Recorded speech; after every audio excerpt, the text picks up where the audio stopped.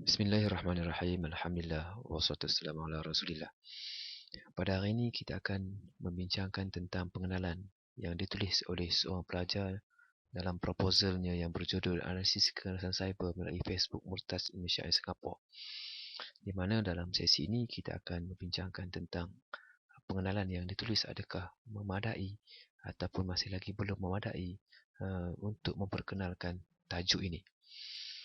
Sekiranya kita lihat tajuk ini, dia perlu uh, memperkenalkan tentang dua perkara utama, iaitu kekerasan cyber dan yang kedua ialah Facebook Murtad Malaysia dan Singapura. Namun sekiranya kita lihat dalam pengenalan yang ditulis, ia dalam paragraf yang pertama ini dia hanya menyentuh tentang perkembangan ICT, manakala dalam paragraf yang kedua pun sama, menyebut tentang perkembangan ICT, internet dalam laman web sosial Facebook dan Twitter. Dalam paragraf yang ketiga, ada ditulis sedikit tentang laman web yang musuh Islam dan ada sedikit tentang serangan terhadap Islam sebelum dan selepas saji maklumat selepas keujian ICT.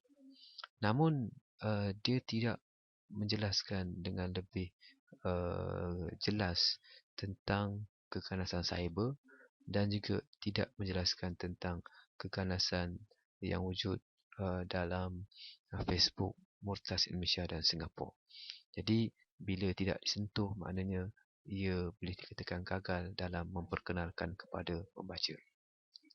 Di komen artikel ini dan pelajar telah menghantarnya semula untuk pemeriksaan sekali lagi, maka kita dapati dalam ada sedikit penambahbaikan, cumanya dalam paragraf yang pertama masih lagi mempunyai masalah yang sama, tidak menyentuh tentang dua topik yang penting, iaitu keganasan cyber dan Facebook Murtad Malaysia Singapura.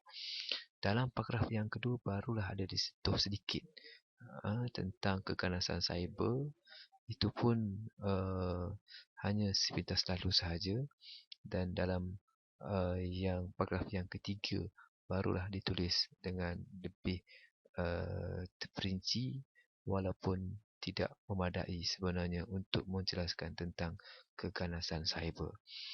Manakala dalam memperkenalkan Facebook Murtad Malaysia Singapura tidak wujud, sedangkan ia adalah tajuk utama kepada artikel ini, maka artikel ini perlu ditulis semula pendahuluannya bagi memperkenalkan kepada pembaca dengan lebih jelas tentang topik keganasan cyber melalui Facebook Murtad Malaysia dan Singapura.